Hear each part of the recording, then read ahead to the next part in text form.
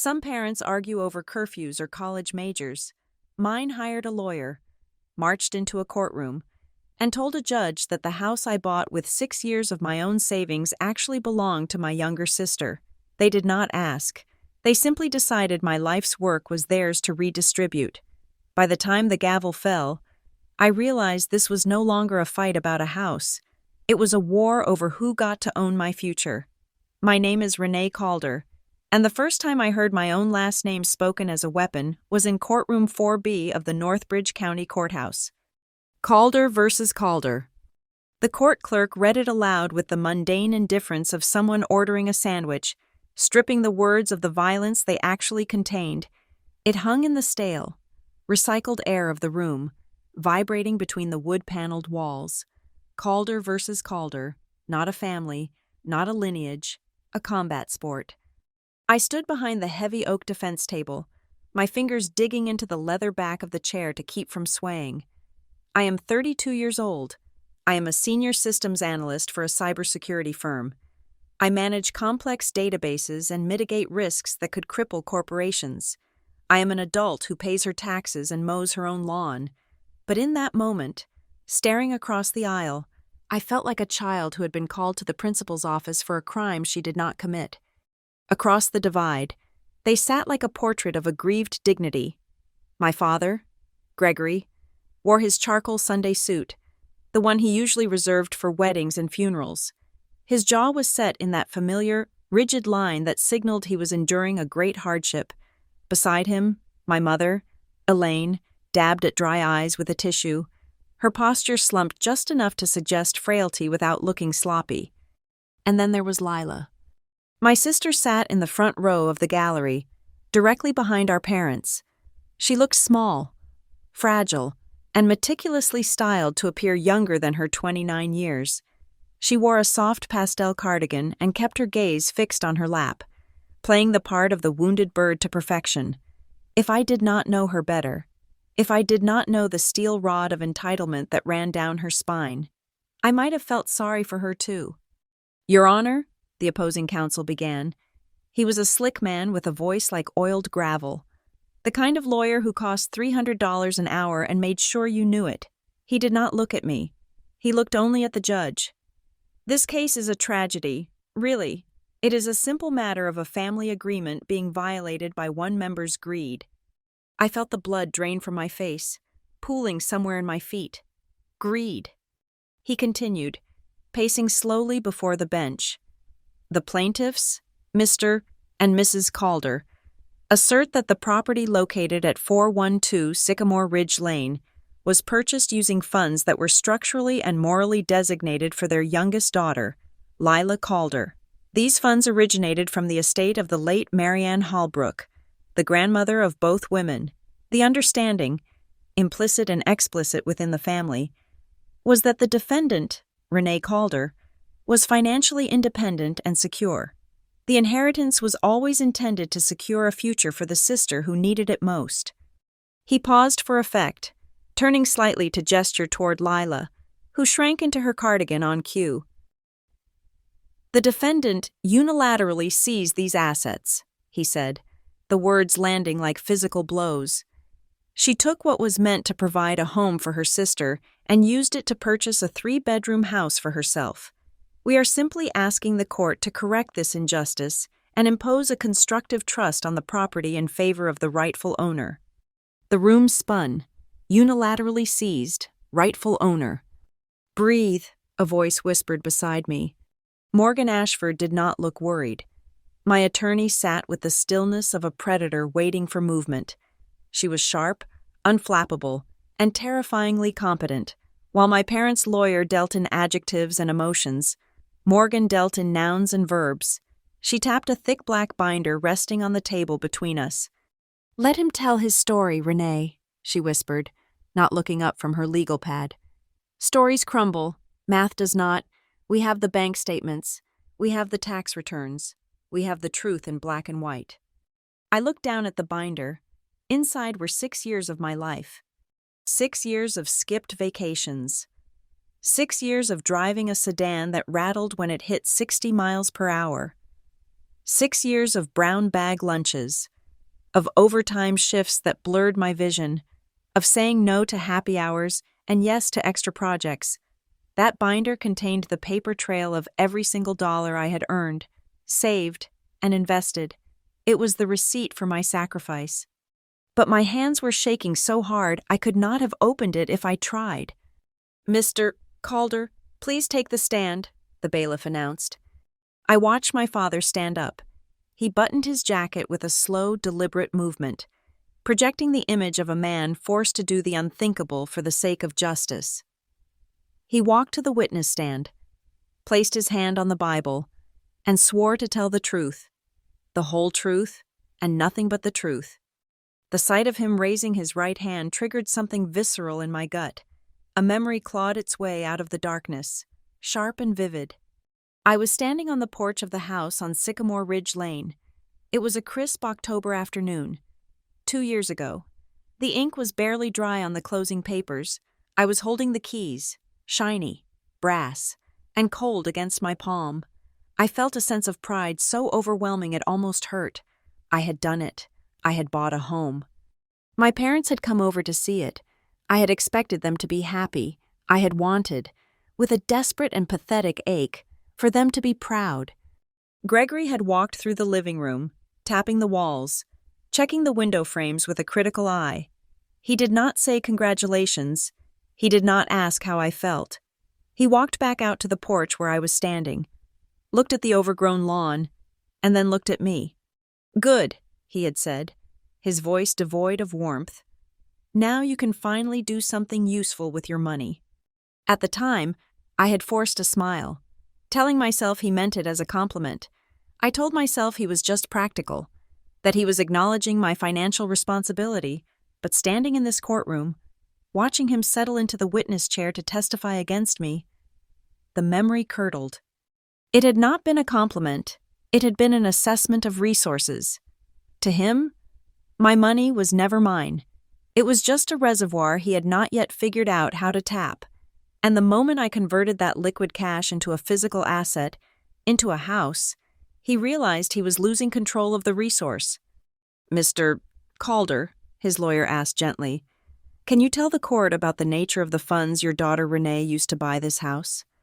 Gregory cleared his throat. He looked at the judge with a pained expression.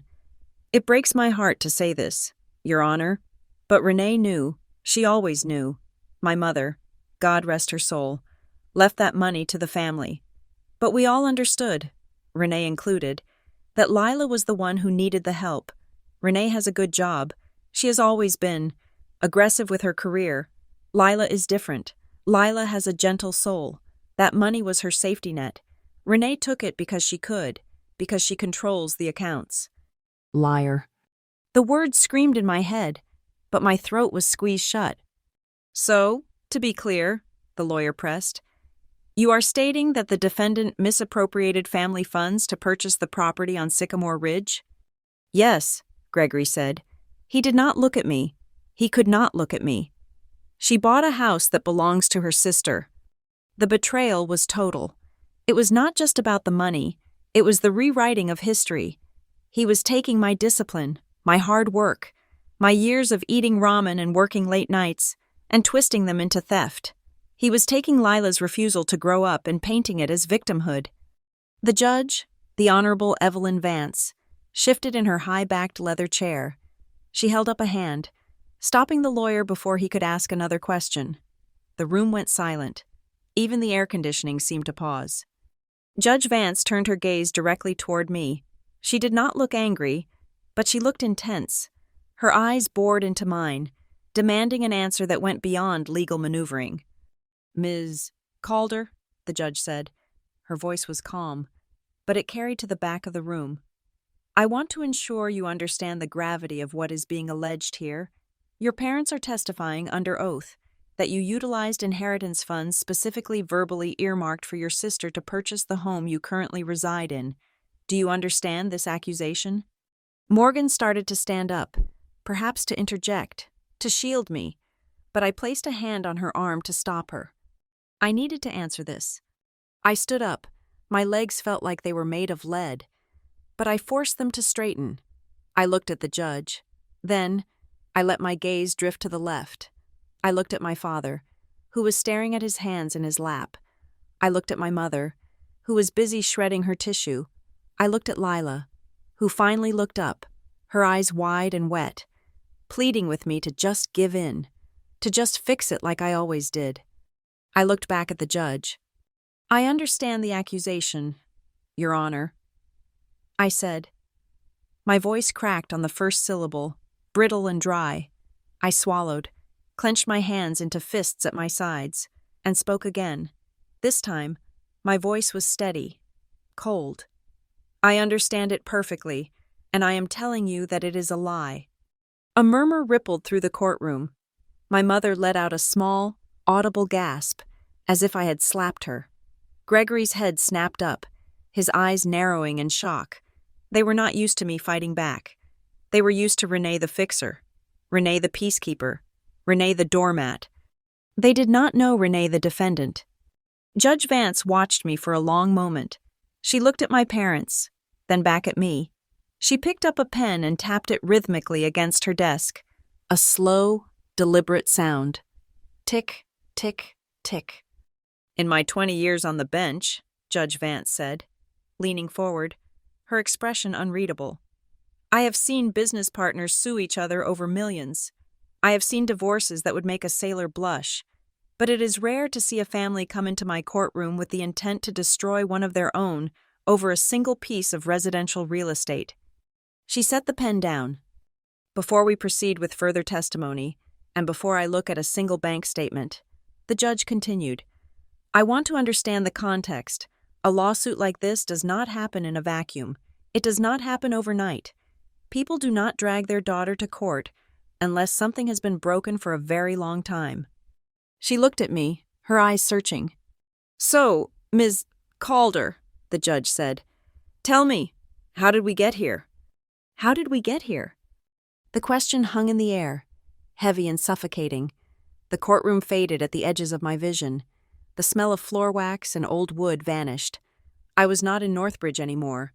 I was falling backward, spiraling down through the years, past the lawsuit, past the house, past the job, all the way back to the beginning. Back to a cramped duplex in Maple Crest. Back to the silence. Back to the moment I learned that love in my family was a finite resource, and I was the one expected to pay for it, to understand why I stood in a courtroom being sued by the people who gave me life. You have to understand the duplex on Elm Street in Maple Crest. It was a working-class neighborhood in Northbridge, the kind of place where people parked rusted sedans on lawns and covered their windows with sheets when they could not afford curtains. Our house was modest, a beige rental with thin walls that let us hear the neighbors arguing about bills every other night.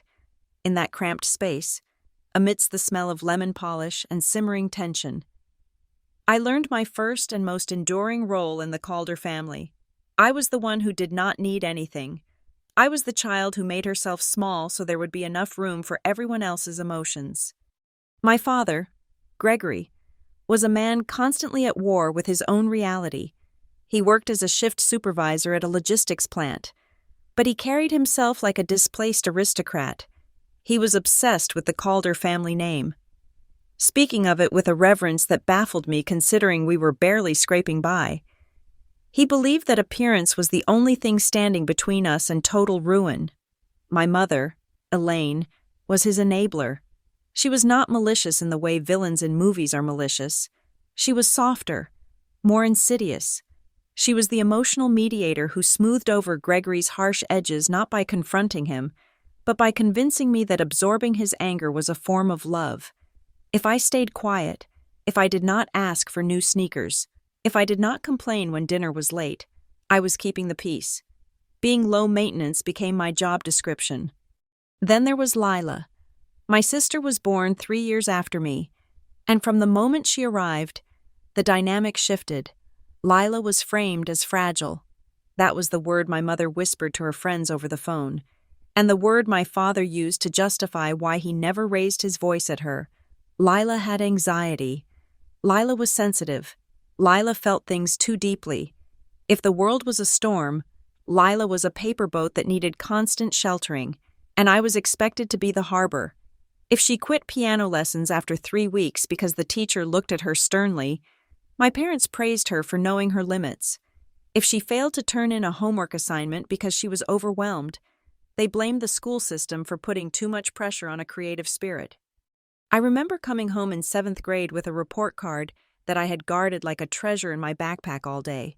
It was straight A's, a perfect row of marks that represented hours of studying at the kitchen table while my parents watched television.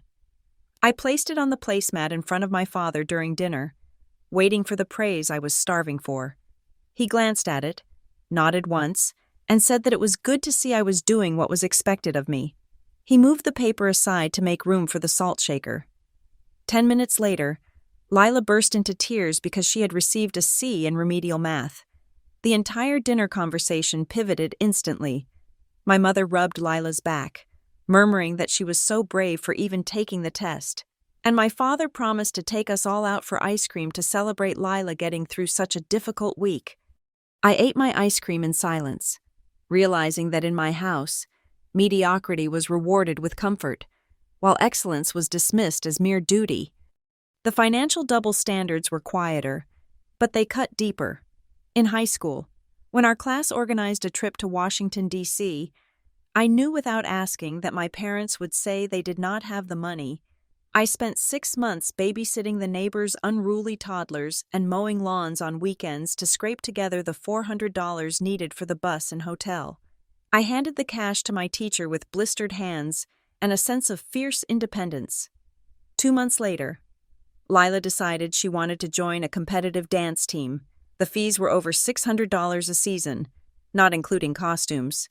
I watched my mother quietly write a check at the kitchen counter, catching my eye and quickly looking away. She later told me that Lila needed this outlet for her mental health, implying that my stability was a privilege that meant I did not require the same investment. My only sanctuary during those years was my grandparents, Arthur and Marianne Halbrook. They lived in a small, tidy bungalow on the other side of town. They were practical people who smelled of sawdust and baking flour, and they possessed a clarity of vision that my parents lacked. They loved both of us, but they saw what was happening.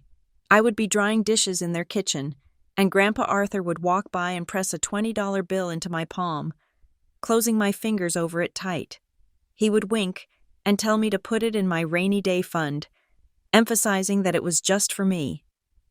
Grandma Marianne would pull me into hugs that lasted a few seconds longer than necessary, whispering that she was proud of how strong I was, but that I did not always have to be the strong one. They slipped me encouragement when my parents were not looking. Petty cash and validation meant to balance a scale they knew was tipped against me. The dynamic calcified into stone during my college years. I attended a state university on a partial scholarship and worked 2 jobs to cover the rest. Lila went to a private liberal arts college she dropped out of after 3 semesters, accumulating debt that my parents quietly absorbed. It was around this time that Grandpa Arthur suffered a mild stroke. It was the beginning of the end for him, and it triggered a panic in my father that had nothing to do with health and everything to do with assets. The conversations at Sunday dinners began to revolve around the family legacy. Gregory would sit at the head of the table, looking solemnly at Lila, and talk about the importance of not wasting what the older generation had worked for. He spoke of preservation and safety nets, phrases that sounded prudent but felt targeted. One humid afternoon in August, I was visiting my parents' house to do laundry because the machines in my dorm were broken. I was folding clothes in the hallway when I heard my parents talking in the kitchen. They thought I was outside.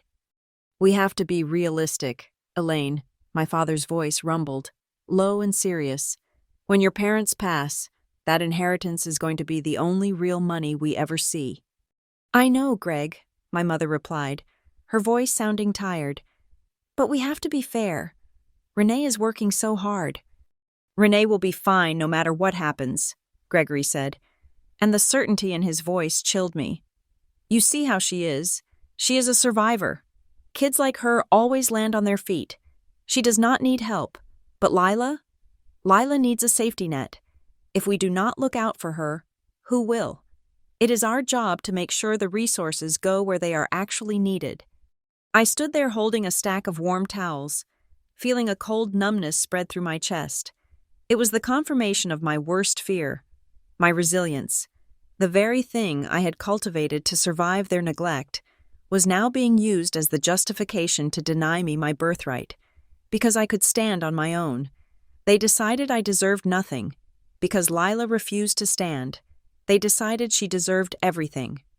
When Grandpa Arthur and Grandma Marianne passed away within 4 months of each other, 3 years later, the reading of the will felt like a judgment day.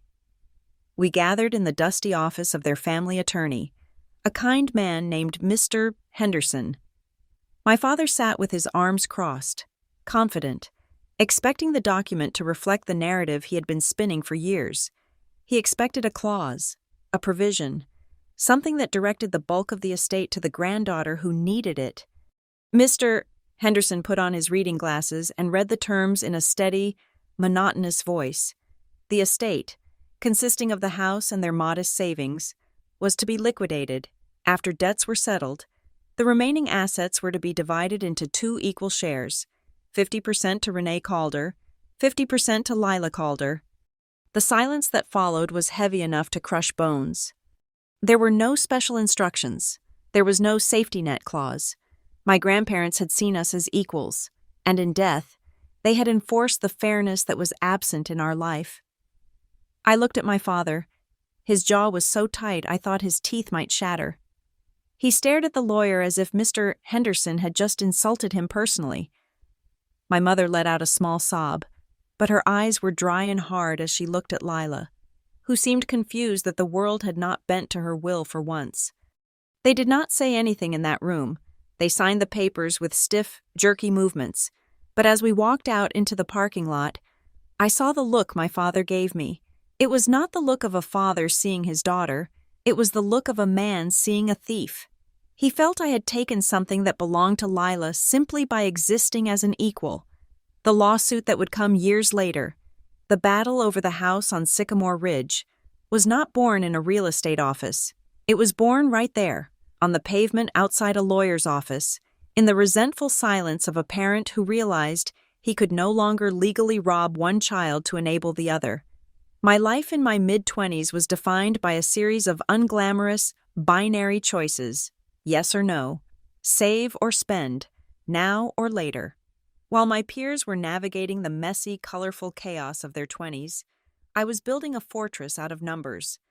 I worked as a systems analyst for VectorGate Solutions, a mid-sized cybersecurity firm that occupied 3 floors of a glass building in downtown Northbridge. It was not a hip-tech startup with beanbag chairs and kombucha on tap. It was a place of beige cubicles, fluorescent lights that hummed at a frequency only I seemed to hear, and server rooms kept at a chilling 60 degrees.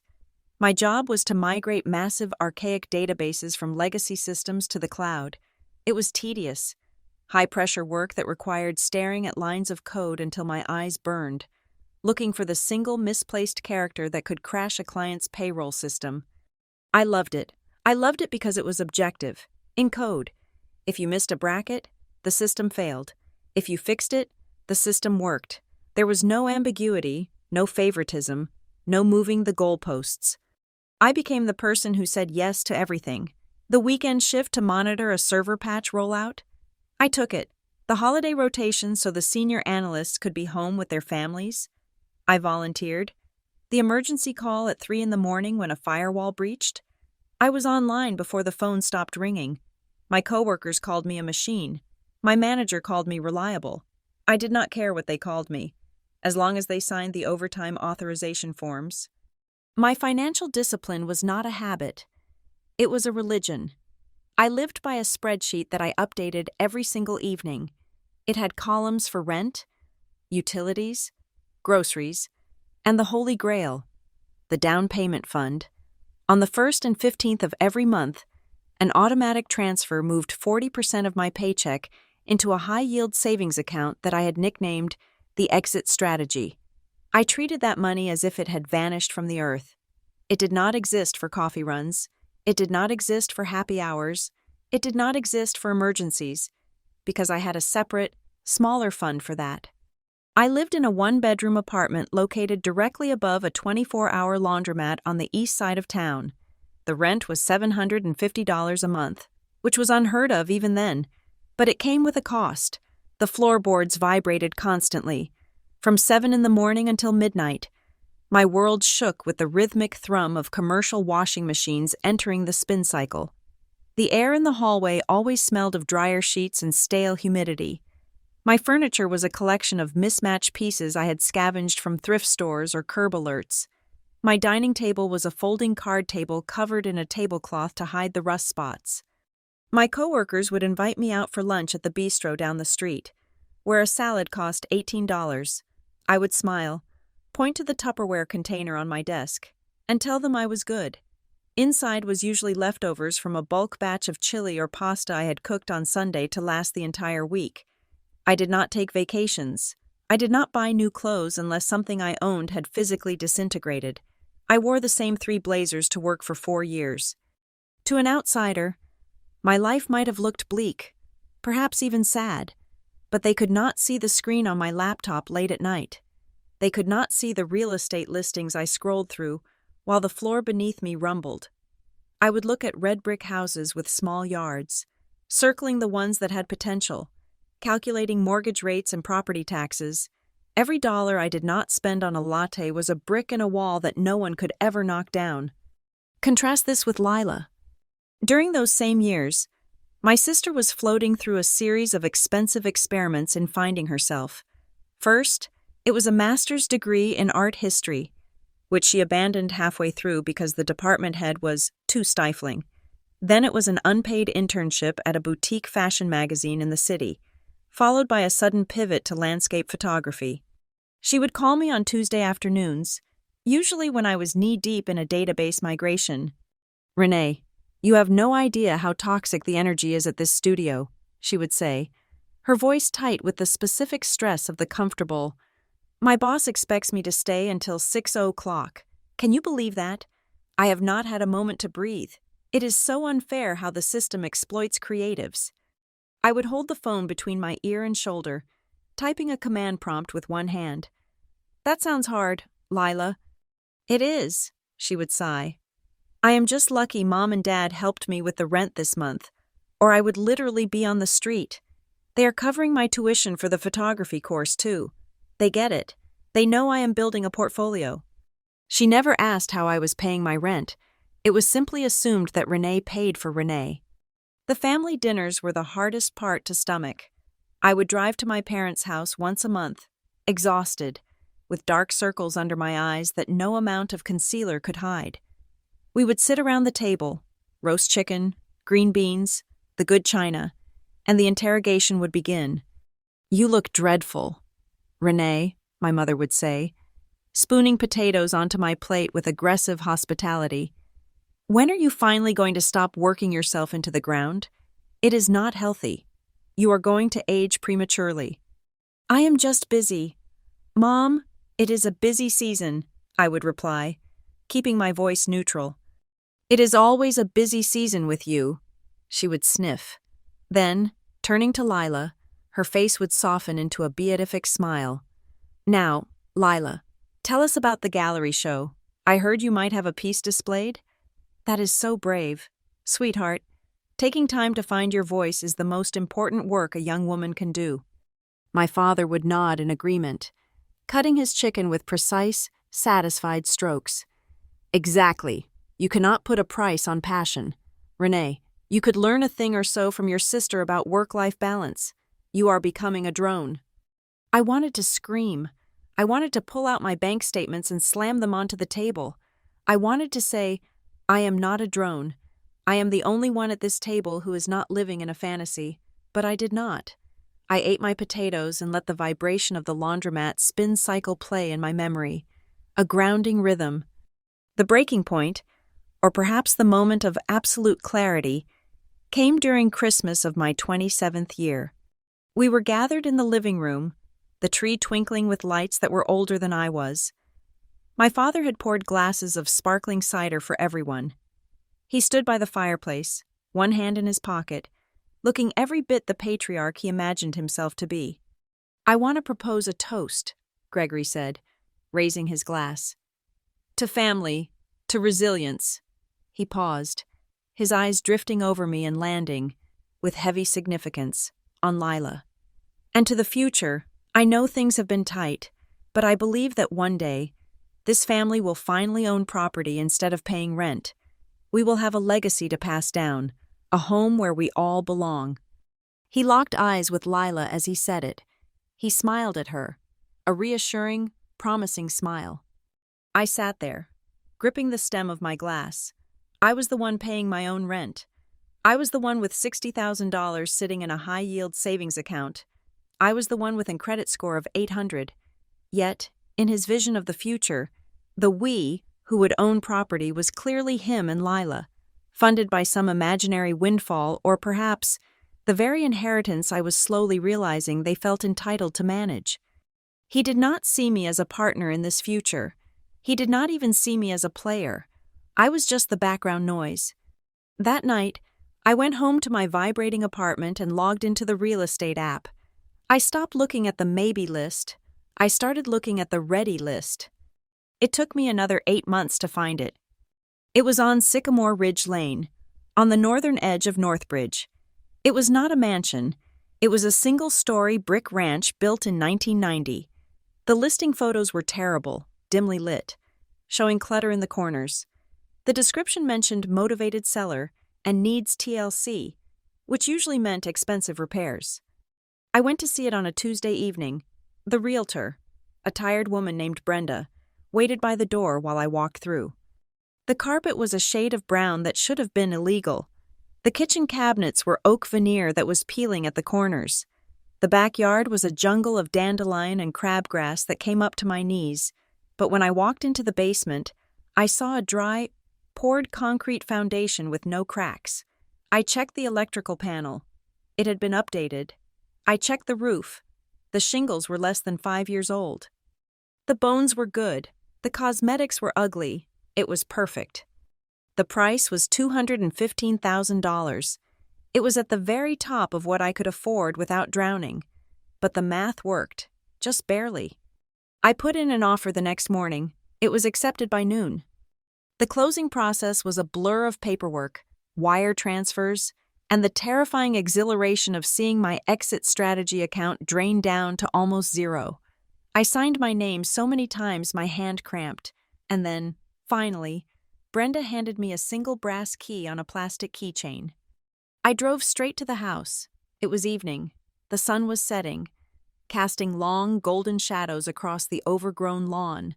I walked up the driveway, my heart hammering against my ribs like a trapped bird. I unlocked the front door and stepped inside.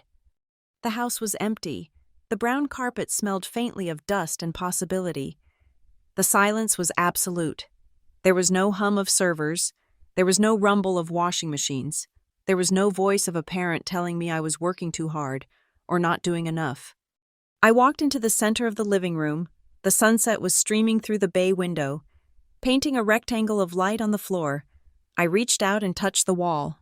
It was cool and solid under my fingertips. Plaster and paint, brick and mortar, mine. A sob rose in my throat, sudden and violent, but it broke into a laugh. I slid down the wall until I was sitting on the floor, hugging my knees to my chest. For 6 years, I had eaten leftovers and worked until my eyes blurred. I had swallowed every criticism and every unfair comparison. I had let them think I was boring, robotic, a drone. I had let them underestimate me because it was safer that way. But now, I was sitting on my own floor. The deed was recorded at the county clerk's office in my name, Renee Calder. Not Gregory, not Elaine, not Lila. "This is mine," I whispered to the empty room. The words did not echo. They just settled into the corners, heavy and permanent. For the first time in my entire life, no one else held the pen. No one else could edit the script. I was the owner, and whatever happened within these walls would be decided by me. The euphoria of ownership lasted exactly 72 hours. 3 days after closing, I was standing in the center of my living room, surrounded by a fortress of brown cardboard boxes. I was wearing oversized sweatpants and a t-shirt covered in drywall dust. My hair was tied up in a messy bun that was slowly unraveling. I held a box cutter in one hand and a roll of packing tape in the other, feeling the specific, exhausting satisfaction of building a nest. I had just finished unpacking my kitchen supplies, arranging my meager collection of plates in the cabinets that I planned to sand and paint next weekend. The house was quiet. It was that heavy, peaceful silence I had paid $215,000 to possess. Then, my phone started to buzz. It was sitting on the floor near the baseboards, plugged into a charger. At first, I ignored it. I assumed it was a spam call or perhaps a notification from the electric company, but the buzz happened again and again. Then it turned into a continuous, angry vibration against the hardwood floor. Buzz, buzz, buzz, buzz. I wiped my dusty hands on my pants and picked it up. The lock screen was full. Instagram. Mentioned you in a post. Facebook. Commented on a photo you are tagged in. Messenger. Request from Sarah Jenkins, high school. Messenger. Request from Mike T., old coworker. My stomach tightened. I had not spoken to Sarah Jenkins since graduation. And Mike T. was a guy from the IT help desk I had coffee with once 4 years ago. Why were they messaging me? Then a text from Noah popped up at the top of the stack. Noah Ellison. Do not look at Facebook. Call me, now. My fingers hovered over the screen. The instinct to look is a terrible, magnetic thing. It is the same instinct that makes you stare at a car crash. I ignored Noah's advice. I opened the notification from Instagram. It was a post from Lila. The image was sepia-toned and grainy, a scanned photograph from our childhood. It showed me and Lila sitting on the front porch of our grandparents' old bungalow. I was maybe 7, looking serious and gangly. Lila was 4, sitting on Grandma Marianne's lap, laughing at the camera.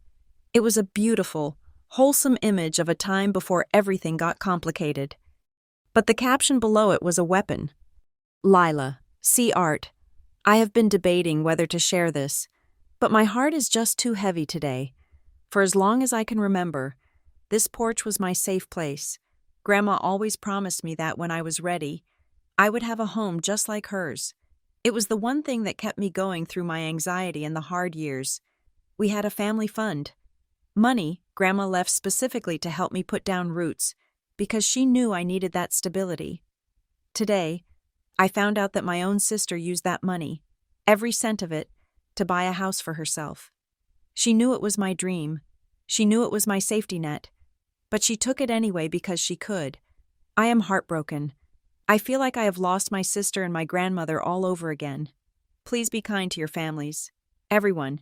You never know who is stabbing you in the back. I stopped breathing. I read it again. Use that money. Every cent of it. Stabbing you in the back. I scrolled down to the comments. There were already 40 of them. User 123. Oh my God. Lila. I am so sorry. That is evil. Sarah J. I always knew Renee was stuck up. But this is a new low. How can someone do that to their little sister? Art by Chloe. Karma will get her. Babe, you are the better person. Mike T. Wow. Just wow. I thought she was cool. Guess money changes people. Random user. She literally stole from a struggling artist? That is disgusting. Sue her. The phone slipped from my hand and clattered onto the floor. I felt dizzy. The room seemed to tilt. This was not just a lie. It was a masterpiece of fiction. Lila had taken the vague, unspoken favoritism of our childhood and crystallized it into a specific, tangible crime that I had supposedly committed. She had weaponized her vulnerability. She had turned my 6 years of overtime, my skipped meals, my second-hand furniture, and my discipline into an act of theft. The phone buzzed again. Noah was calling. I picked it up, my hand shaking so hard I nearly dropped it again. Did you read it? Noah asked. His voice was tight, urgent. Yes, I whispered. Noah, none of this is true. You know that. You saw me eating tuna fish sandwiches for 5 years. I know that, Noah said firmly. And Jasmine knows that. But Renee, this is viral. It has 200 likes in an hour.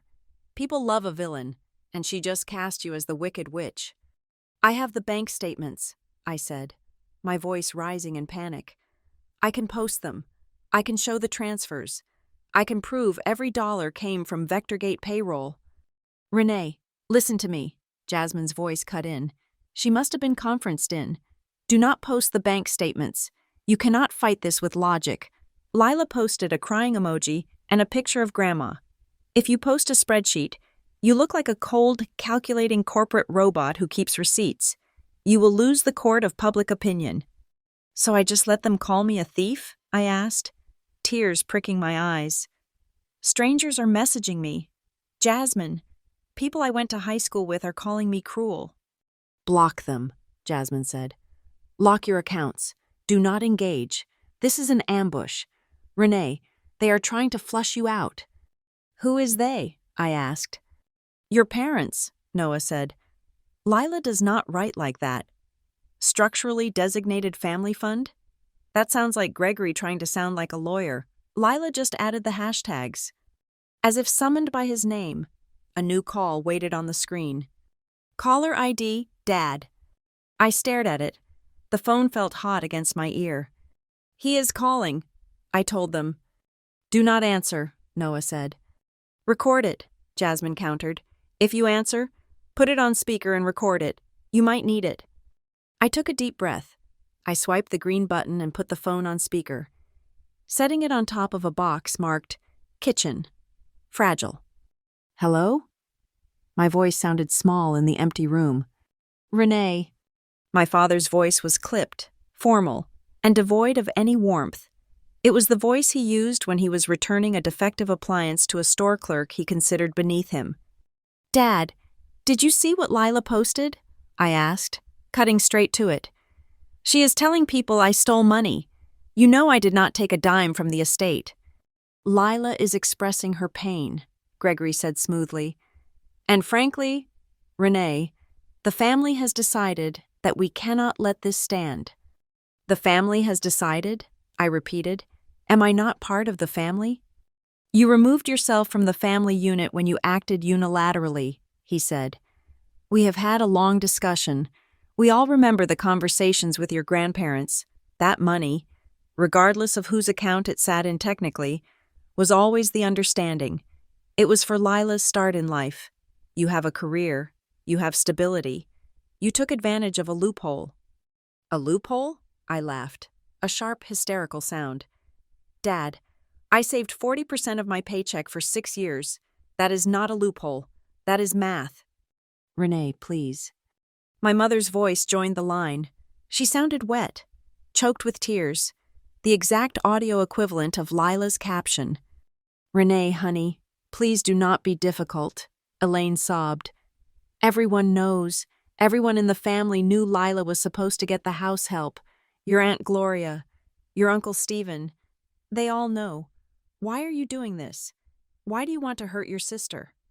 I am not hurting anyone, I shouted, the control finally snapping. I bought a house. I bought a house with my own money. Why can you not just be happy for me? We can fix this, Elaine said, ignoring my question. It is just a misunderstanding. We can issue a statement saying it was a mix-up with the accounts. If you just sign the deed over to Lila, we can work out a payment plan. We will pay you back the down payment over time. We promise. I stood there, staring at the half-painted wall. They wanted me to sign it over. They wanted me to give Lila the keys to my fortress, and in exchange, they would give me an IOU that I knew, with absolute certainty, would never be paid. They wanted me to apologize for succeeding. No, I said. The line went silent. Renee, my father said, his voice dropping an octave. Think very carefully about what you are saying. You are choosing a building over your flesh and blood. I am choosing the truth, I said, my hands shaking so hard I had to grip the edge of the box. I earned this. I have the pay stubs. I have the tax records. If Lila wants a house, she can get a job and save for one like I did. That is enough, Gregory snapped. The mask of civility slipped. You are being stubborn and selfish, just like you always were. If you refuse to do what is right, we will have to resolve this through legal channels. We will not let you rob your sister. Do what you have to do, I said, and I hung up. I stood in the silence of my kitchen. My heart was hammering against my ribs like a trapped bird. I looked at the phone. The notifications were still rolling in. Selfish. Thief. Cold. I walked over to the front door and locked it. Then I slid the deadbolt home. It was a futile gesture. A lock could not keep out a lawsuit, but it was the only thing I could control. I did not sleep that night. I sat on the floor of the living room with my back against the wall, watching the streetlights cast long, shifting shadows across the floor. Every time a car drove by, I flinched. I felt like a squatter in my own life. The next morning broke gray and overcast. A drizzle of rain was falling, tapping against the window panes. I was making coffee, stirring it with a plastic spoon because I could not find the silverware. When a sharp knock echoed through the house, it was not a friendly knock. It was a rhythmic, authoritative rap. I walked to the door. I looked through the peephole. A man in a windbreaker stood there holding a clipboard and a thick manila envelope. I opened the door. The air smelled of rain and wet pavement. "Renee Calder?" he asked. He looked bored. To him, this was just another Tuesday. "Yes," I said. "You have been served?" He thrust the envelope into my hand, turned on his heel, and walked back to his idling sedan. I closed the door and leaned against it. The envelope was heavy, thick. I turned it over and ripped the tab. I pulled out the stack of papers. The top page was thick, cream-colored bond paper. The header was in bold, capitalized letters. State of Colorado County of Northbridge District Court. Plaintiffs, Gregory Calder and Elaine Calder. Defendant, Renee Calder. Complaint for constructive trust, unjust enrichment, and conversion of designated family funds. I slid down the door until I hit the floor. The paper crinkled in my grip.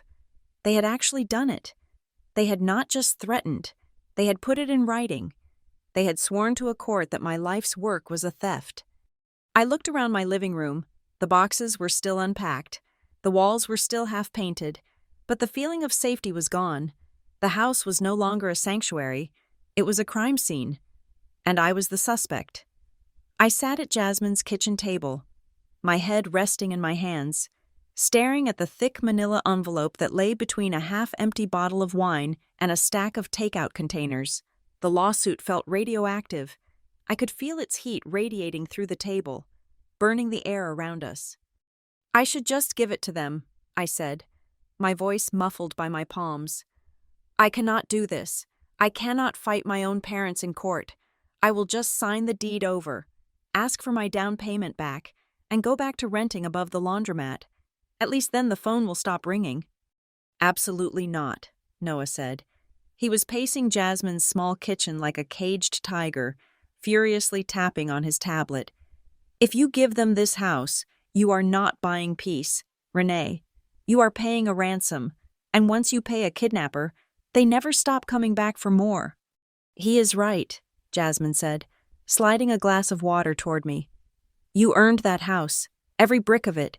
If you let them take it because Lila cried on Instagram and Gregory hired a cheap lawyer, you will hate yourself for the rest of your life. We are not folding. We are lawyering up." "I do not know any lawyers," I mumbled, lifting my head. "I know code. I know databases. I do not know how to fight a complaint for constructive trust." "That is why we have the internet," Noah said, spinning his tablet around. "I have been cross-referencing reviews for the last hour.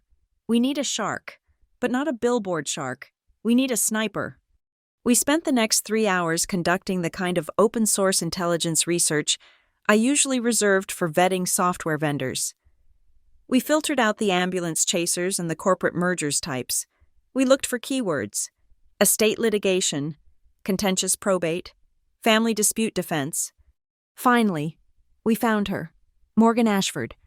Her website was stark, black and white, with no smiling photos of happy families. The bio was brief: specializing in property disputes and complex inheritance defense. I handle the fights you did not see coming. There was one review from 3 years ago that caught my eye. My siblings tried to sue me for my mother's business. Morgan didn't just win the case, she made them wish they had never filed. She is not intimidated by relatives. That is the one, I said, pointing at the screen. I called her office the next morning at 8 o'clock sharp. By 2 in the afternoon, I was sitting in a leather chair across from her desk. Morgan Ashford looked nothing like the stuffy, older men I imagined populated the legal world. She was in her late 30s, with sharp features and eyes that seemed to be scanning my source code. Her office was in a renovated warehouse downtown. Exposed brick, steel beams, and shelves lined with thick legal volumes. It smelled of espresso and old paper. She read the complaint silently. She did not frown. She did not sigh. She turned the pages with a rhythmic, efficient snap. After 10 minutes, she closed the file and looked at me. "Tell me about the designated family funds," she said. Her voice was cool, neutral. "They do not exist," I said, gripping my purse. "My grandparents left everything 50-50. There was no special account for Lila. There was no trust, just a standard distribution." "And did your parents ever create a formal trust after the fact?" Morgan asked. "Did you ever sign a document acknowledging that a portion of your savings was being held in custody for your sister?" "Never," I said. "I saved that money from my paycheck. I have the pay stubs." Morgan leaned back, steeping her fingers. "Here is the situation. Ms. Calder, legally, their case is thinner than the paper it is printed on. A constructive trust is a legal remedy used when someone unfairly holds property that belongs to another, usually because of fraud or a breached fiduciary duty. To win, they have to prove that you promised to hold this house for Lila, or that you used money that was explicitly legally encumbered for her." "They cannot prove that," I said, feeling a flicker of hope. "Because it never happened." "Correct," Morgan said. "But that does not mean this will be easy. Family courts are messy. Judges are human. If your father gets up there and cries about a verbal contract and family honor, and you look like the cold corporate daughter who cut them off, things can get unpredictable. We do not just need to prove you are right. We need to prove they are lying." She leaned forward, her gaze intense. "I need you to build me a fortress, Renee. I want bank statements going back to the day you opened your first savings account. I want tax returns. I want the settlement statement from your grandparents' estate. I want every text message where your sister talks about money. We are going to bury them in math." I went home that night with a mission. My house, still filled with boxes, became a war room.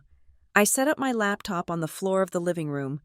I brewed a pot of coffee strong enough to wake the dead, and I began to dig. I logged into my bank's archive. I downloaded PDFs of statements from 7 years ago. I created a master spreadsheet, tracking every deposit I had ever made. March 15th, 2019. Paycheck. VectorGate Solutions. Transfer to savings. $800. April 1st, 2019. Paycheck. VectorGate Solutions. Transfer to savings. $850. Line by line, I reconstructed my financial life.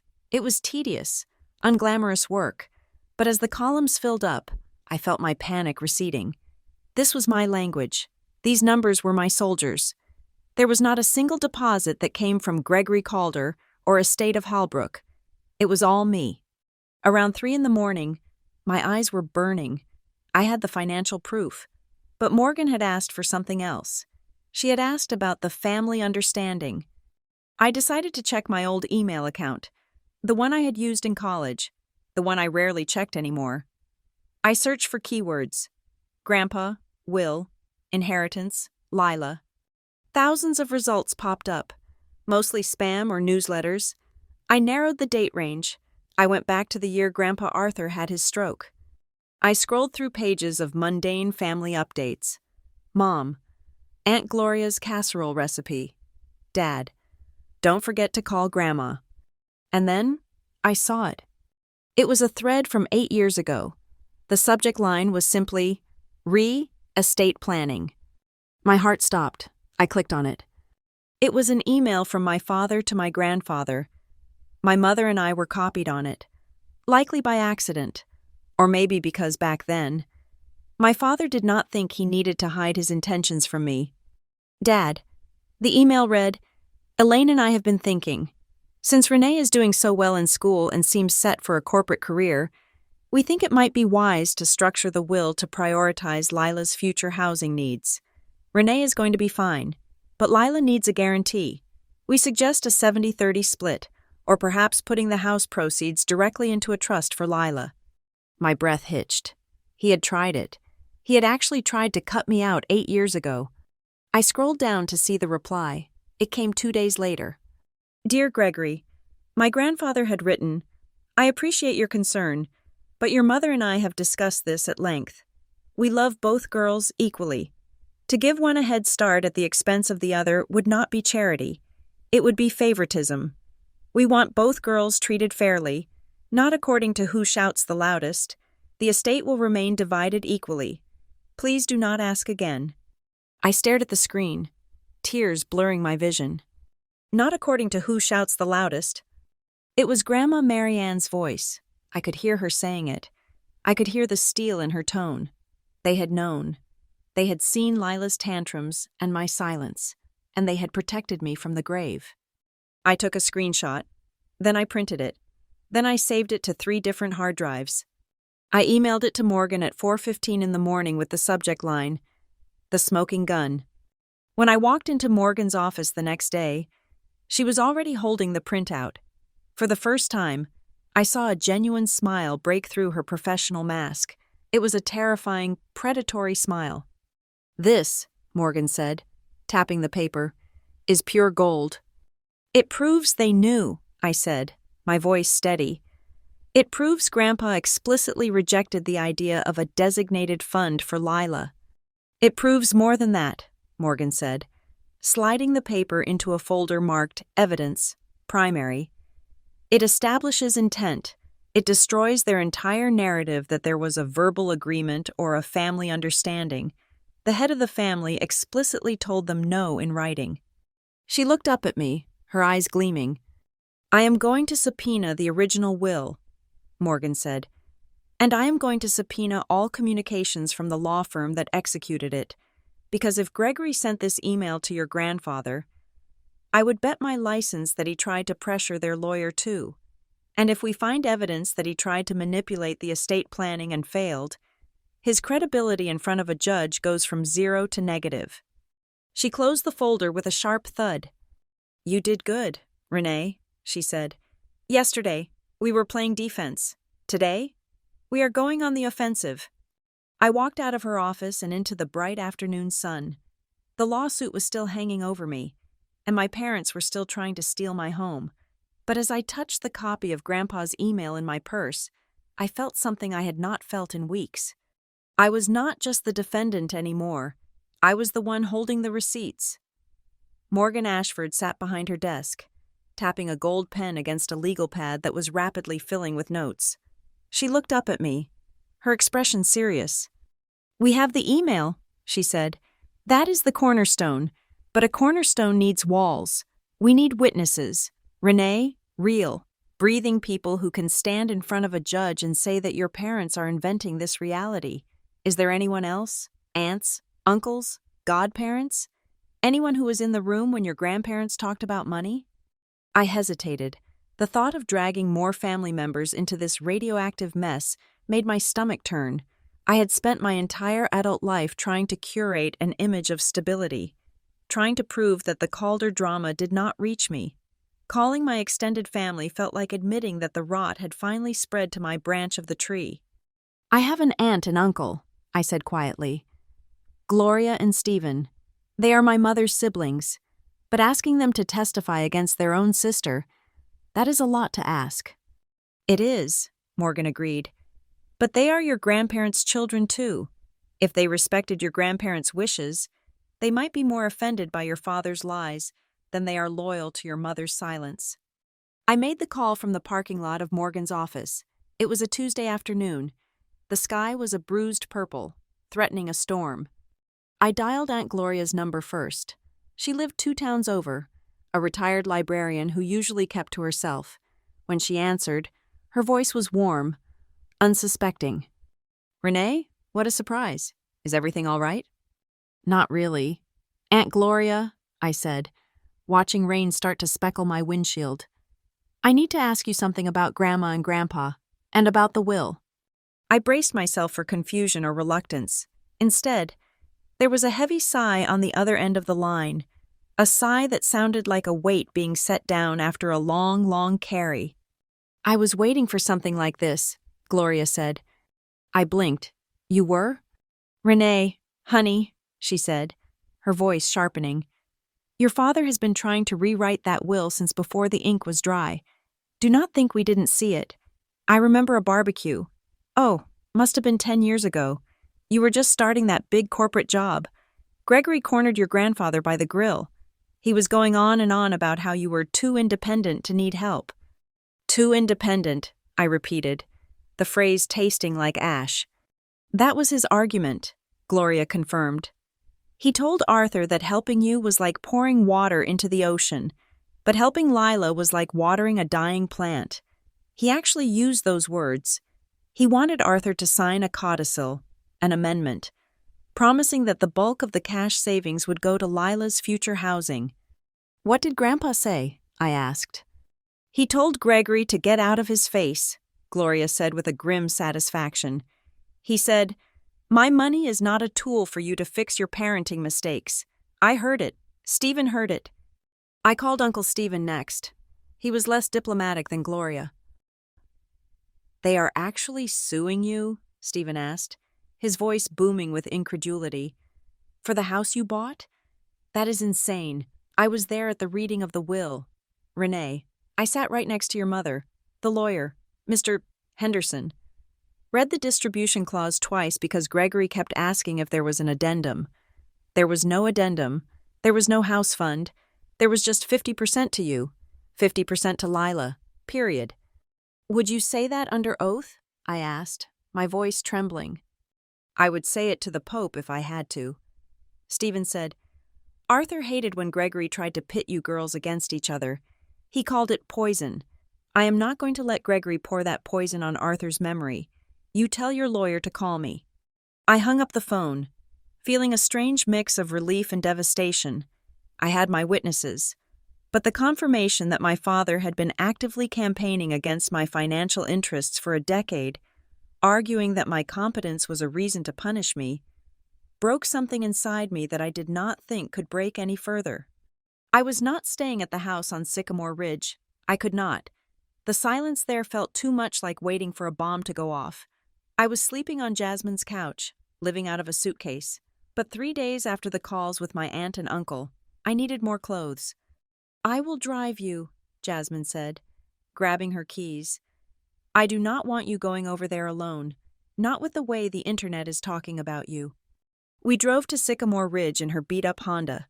The rain had stopped, but the streets were slick and gray. As we turned onto my street, my stomach tightened. I just wanted to grab my blazer and my good shoes and leave.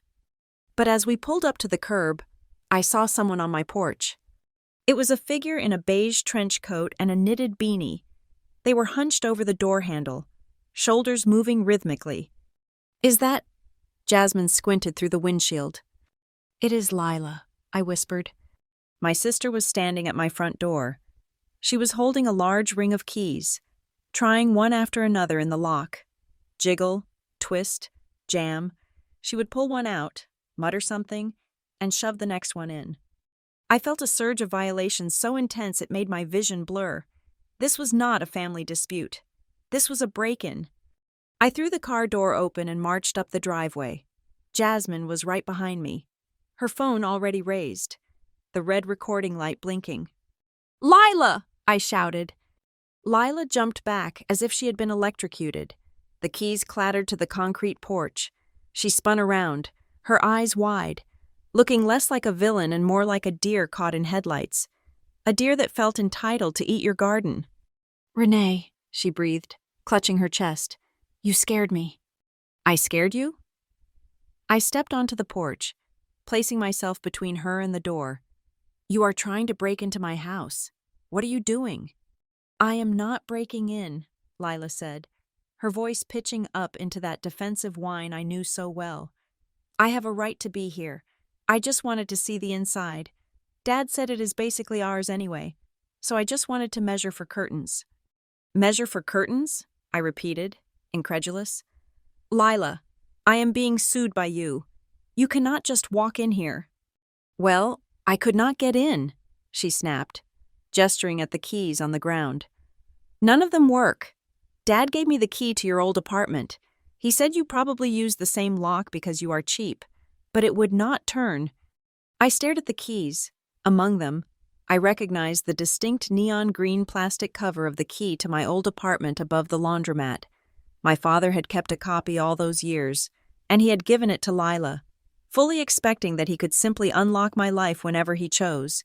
The arrogance of it, the assumption that my security was so negligible, so secondary to their desires, was breathtaking. Get off my porch, I said. My voice was low, shaking with rage.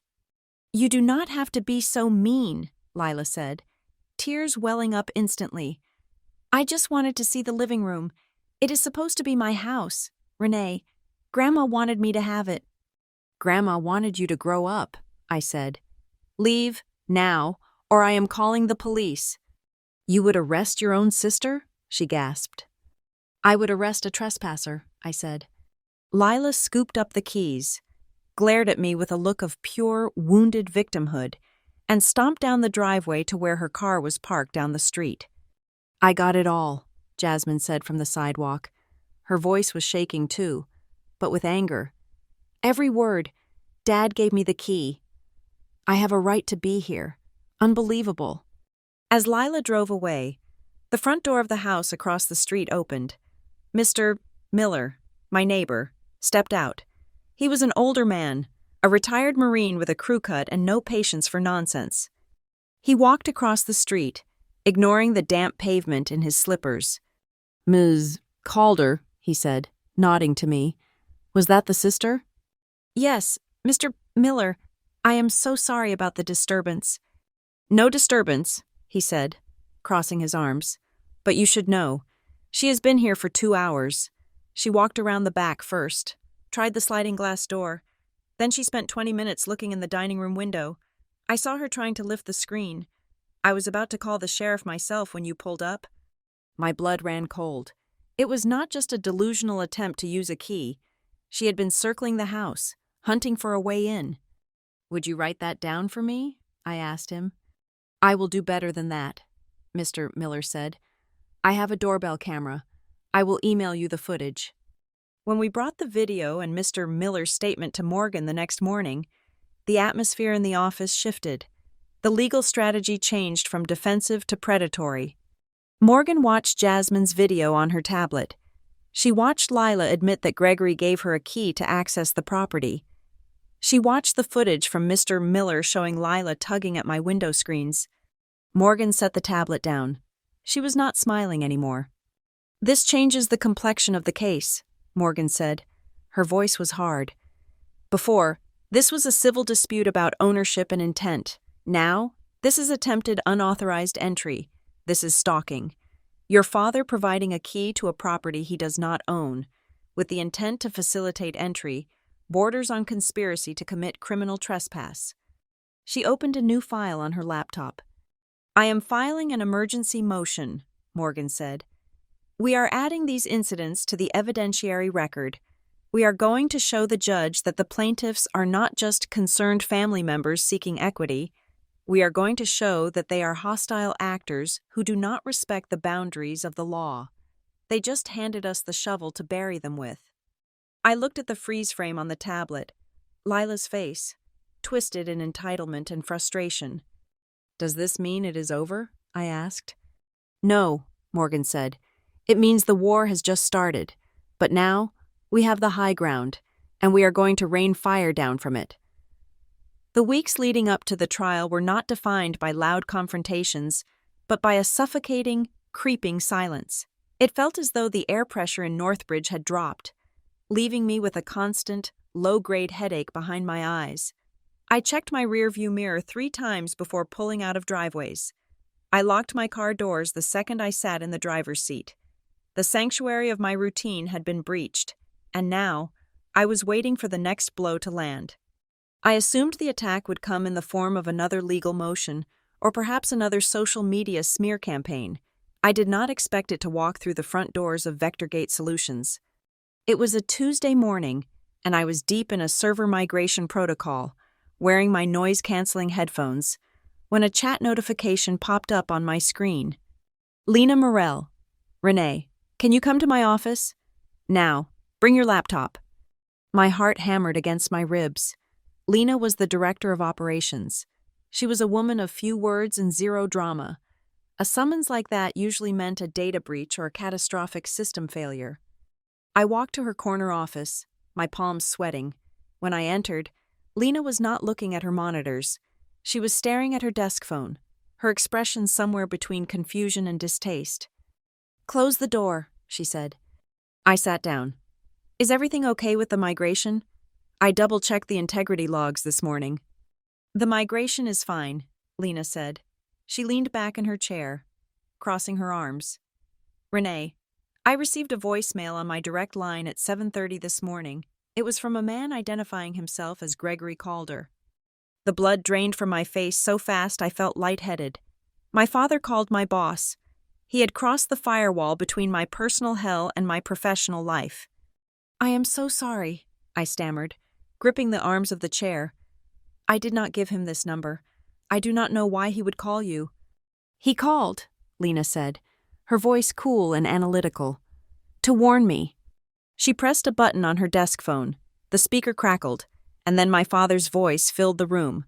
It was not the angry voice I had heard on the phone weeks ago. It was the smooth, concerned, manipulative voice of the martyr. "Ms. Morell, I apologize for the intrusion," the recording said. "This is Gregory Calder, Renee's father. I am reaching out because the family is deeply concerned about Renee's mental state. She has been under a lot of strain lately, involved in some unfortunate legal trouble regarding family funds that were misappropriated. We believe she may be unstable. I thought it was my duty to inform her employer, just in case her performance or judgment is compromised. We just want her to get help." The message clicked off. Silence stretched in the office. I wanted to dissolve into the carpet. I wanted to resign on the spot and run away to a place where no one knew the name Calder. He was not just trying to take my house. He was trying to starve me out. He knew that without my job, I could not pay my legal fees, and without legal fees, he won. "Lena," I started, my voice shaking. "I can explain. I am not unstable. There is a lawsuit, yes, but it is a property dispute. I bought a house, and they are trying to claim it." Lena held up a hand. She looked at me, her eyes narrowing behind her rimless glasses. "Renee, how long have you worked for me?" "5 years," I whispered. "5 years," Lena repeated. "In that time, you have never missed a deadline. You have never been late. You have handled Class A security clearances without a single error. Do you think I am the kind of person who believes a voicemail from a stranger over 5 years of hard data?" I looked up, surprised by the edge in her voice. She was not angry at me. She was disgusted by him. "That message," Lena said, gesturing vaguely at the phone, "was the most manipulative piece of corporate sabotage I have heard in a decade, and I used to work on Wall Street." She pulled a notepad toward her. "I am not going to discipline you. Renee, I am going to ask if you need a character witness." I stared at her. "What?" "If this is going to court," Lena said, clicking her pen, "your lawyer might need verification of your income stability and your character.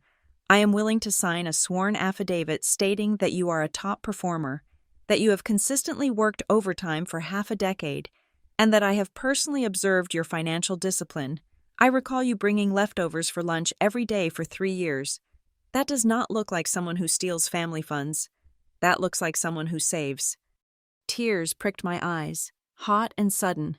"Thank you, Lena. I do not know what to say." "Say nothing," she said, turning back to her screens. "Just get back to work, and tell your father that if he calls this line again, I will have Vector Gates' legal department look into harassment charges. We protect our assets here. I walked out of her office feeling like I had just survived a sniper shot. Gregory had tried to destroy my supply line, but he had underestimated the loyalty I had built through sheer, grinding competence. 2 days later, the second shoe dropped. Morgan summoned me to her office at 6 in the evening. The city lights were flickering on outside her window, but inside, the atmosphere was electric. Her desk was covered in stacks of paper, bank records. I realized. "We got the subpoena returns," Morgan said without preamble. "These are the records from your grandparents' estate account, the one your father was executor of." I sat down, feeling the familiar knot of anxiety in my stomach. "Did you find the designated fund?" "No," Morgan said. "There is no designated fund. There never was. But I found something else, something much more interesting." She slid a sheet of paper across the desk. It was a transaction history from the month after my grandfather passed away, but before the estate was officially closed and distributed to me and Lila. "Look at the withdrawals," Morgan said, pointing with her pen. I squinted at the lines. October 4th. Withdrawal. $5,000. October 15th. Withdrawal. $4,200. November 1st. Withdrawal. $6,000. These were made before the final check was cut to you and Lila. Morgan explained. Your father, as executor, had access to the funds to settle debts, funeral costs, outstanding medical bills, that sort of thing. But look where the money went. She slid another piece of paper on top. It was a copy of a canceled check, the image grainy but legible. Paid to the order of Northbridge Credit Union. Memo. Act Ye ending in 409. I cross-referenced this account number, Morgan said, her voice dropping to a conspiratorial whisper. It is not a medical provider. It is not a funeral home. It is a personal line of credit held jointly by Gregory and Elaine Calder. I stared at the check. He paid off his own debt with the estate money? He did, Morgan said. He siphoned off nearly $15,000 to pay down his and your mother's credit card debt. Then, he took what was left, divided it by 2, and gave you and Lila your shares. He treated the estate like his personal piggy bank before he distributed the crumbs. Is that illegal? I asked.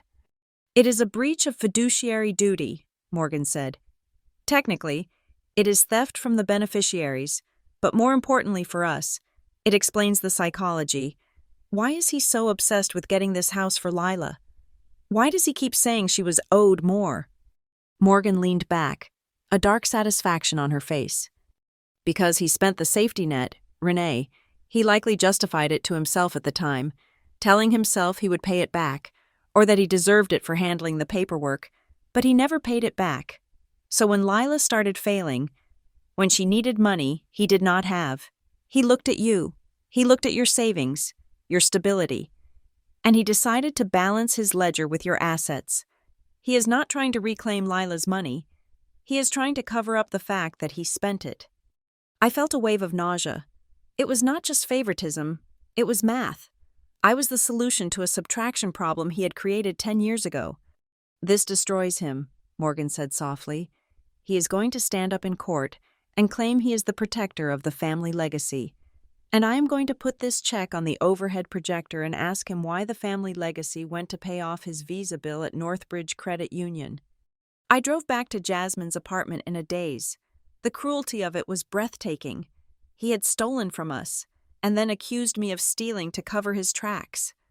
I was lying on the couch, staring at the ceiling, when my phone buzzed on the coffee table. It was late, past 11 at night. New voice message from Lila. I stared at the screen. I should not listen to it. Morgan would tell me not to listen to it, but I picked it up and pressed play, holding the speaker to my ear. Lila's voice was slurred, thick with tears and maybe a glass or 2 of wine. Renee, she whispered. The audio hissed with background noise, maybe wind or rain. I saw the lawyer's letter today, about the trespassing. Why do you have to be so aggressive? She sniffed loudly. I am just doing what Dad says is fair, she continued, her voice cracking. He says you have plenty. He says you can get another mortgage, but I can't. I have bad credit. Renee, I have nothing. I cannot afford to start over again. If I do not get this house, I am going to have to move back into my old room at Mom and Dad's, and I would rather die. You do not understand. You are so strong. You are always fine. I am not fine.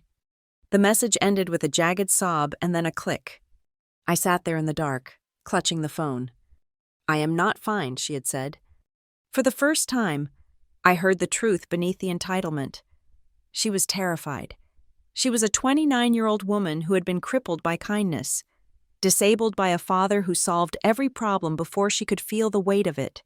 Now, faced with the real world, she was drowning, and my father, the architect of her helplessness, was pointing at my life raft and telling her it was hers to take. I forwarded the voicemail to Morgan. 5 minutes later, Morgan texted back. Morgan, it is sad. Renee, I know it is, but save your pity. She is an adult, and she is an accomplice. We use this. We use all of it. I closed my eyes. The pieces were all there. The sabotage at work, the stolen money in the estate accounts, the desperate, shaky confession of a sister who was just following orders. Gregory Calder had built a house of cards on a foundation of lies, and in a few days, I was going to walk into a courtroom and blow it all down. The fluorescent lights overhead hummed with a sound that felt like a drill pressing directly into my skull. The courtroom was a box of sterile wood paneling and beige carpet, designed to strip away emotion and leave only the cold, hard facts. Yet, as I sat at the defense table, I felt like I was watching a theater production, not a legal proceeding. I looked across the aisle. My parents and Lila sat in a tight cluster. They looked like the perfect, aggrieved American family. My father, Gregory, wore a tie I had given him for Father's Day 3 years ago. My mother, Elaine, was clutching a handkerchief. Lila was staring at the floor, looking so small and breakable that even I felt a pang of instinctual protectiveness, before I remembered that she was the one holding the match that had burned my life down. Mr. Calder, his attorney said, standing near the jury box. Though there was no jury today, only Judge Vance. Please tell the court about your relationship with your daughters. Gregory adjusted the microphone. He looked weary, carrying the weight of the world on his shoulders. I have dedicated my life to my girls, he began, his voice thick with rehearsed sincerity. Everything Elaine and I did, every shift I worked, every vacation we skipped, was to ensure they had a future. We wanted them to be safe. And was there a difference in how you approached their needs? The attorney asked gently. There had to be, Gregory said, shaking his head. Renee was always the strong one. She was independent from the time she could walk. But Lila... He glanced at her with a look of profound pity. Lila struggled. She felt things more deeply. My father, Arthur, knew this. We discussed it constantly in his final years. He told me, repeatedly, Gregory, make sure Lila is taken care of first. The world will not be kind to her. I dug my fingernails into my palms. It was a lie, a smooth, polished lie delivered with the conviction of a preacher. He was taking the grandfather who had defended my independence in that email and turning him into an accomplice to his favoritism. So, the funds from the estate, the attorney pressed, was there an understanding of how they were to be used? Absolutely, Gregory said, meeting the judge's eyes. The split was technicality. The spirit of the gift was clear. The money was a safety net for Lila, a home for Lila. Renee knew this. We all knew this. It was the Calder family promise. Morgan Ashford sat beside me, her face a mask of stone. She did not object. She did not scoff. She just wrote on her legal pad in neat, sharp script. I glanced over and saw she had written the word intent and circled it 3 times. My mother took the stand next. If Gregory was the shield, Elaine was the tearful heart. We just wanted to give her a sanctuary, Elaine testified, dabbing at her eyes. Lila has been through so much. We spent thousands on therapeutic art classes, on counselors, trying to help her find her footing. The The house on Sycamore Ridge was supposed to be the culmination of that healing. It was the final piece of security. When Renee bought it, she choked back a sob. It felt like she was kicking the crutches out from under her own sister. The narrative was being woven in real time, in their version of the story. I was not the diligent saver who had eaten leftovers for 6 years. I was the cold, calculating predator who had stolen medicine from a sick child. Then it was Lila's turn. She walked to the stand slowly. She kept her hands folded in her lap. "Lila," her lawyer asked softly, "did you ever discuss this house with your grandmother?" "Oh, yes," Lila said, her voice breathy. "Grandma Marianne and I used to sit on the porch for hours. She would tell me, 'One day, we will get you a little brick house, just for you.' She knew I needed a place to create art, a place where the world could not hurt me. We called it our house, even after she died. I felt like she was guiding me to it." "And did you believe the money in the estate was designated for this purpose?" "Yes," Lila said, looking at me with wide, accusing eyes. "That is why I never worried about saving. I thought the money was there. I thought Renee was holding it for me. I trusted her." Morgan leaned forward. She did not stand up yet. She just watched Lila. Then, she wrote something else on her pad. Dates? When it was Morgan's turn to cross-examine, she did not attack. She simply asked for clarification. "Ms. Calder," Morgan said, standing up, "you mentioned these conversations with your grandmother about our house. Can you tell the court when these conversations took place?" Lila blinked. "Oh, over the years, whenever I visited." "Can you be more specific?" Morgan asked pleasantly. "Was it during your high school years? Your college years?" I suppose college," Lila stammered. "Towards the end." "Interesting," Morgan said, glancing at a document on her table. "Because your grandmother was bedridden and nonverbal for the last 14 months of her life due to a stroke. Were these conversations before or after she lost the ability to speak?" Lila's face went pale. It must have been before. I do not remember the exact dates. It is just a feeling I remember." "A feeling," Morgan repeated. "Thank you." She sat down. She did not need to say anything else. The crack had appeared. Judge Vance had been listening silently, her face unreadable. She shifted in her high-backed chair and looked over her glasses at the plaintiff's table. "Mr. Calder?" the judge said. My father jumped slightly. "Yes, Your Honor?" "I have a question," she said. Her voice was calm, but it cut through the room's humidity like a knife. "You claim that this house was the central pillar of your family's financial planning. You claim it was the dying wish of your father. You claim it was the singular focus of your wife's emotional energy." "Yes, Your Honor," Gregory said, nodding vigorously. "Then why?" the judge asked, leaning forward.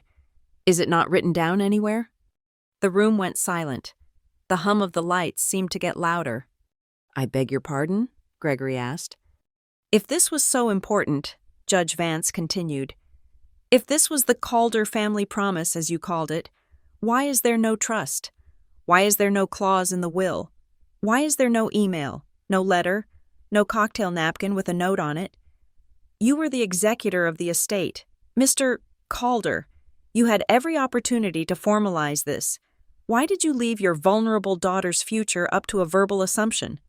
"Well," Gregory stammered, his polished veneer showing a hairline fracture. We are a family. We do not do business with contracts. We operate on trust. I assumed Renee had a conscience." "Courts do not operate on assumptions, Mr. Calder," the judge said dryly. "We operate on evidence." She shuffled the papers in front of her. "Let us look at the numbers," Judge Vance said. "You stated that the funds were earmarked for Lila.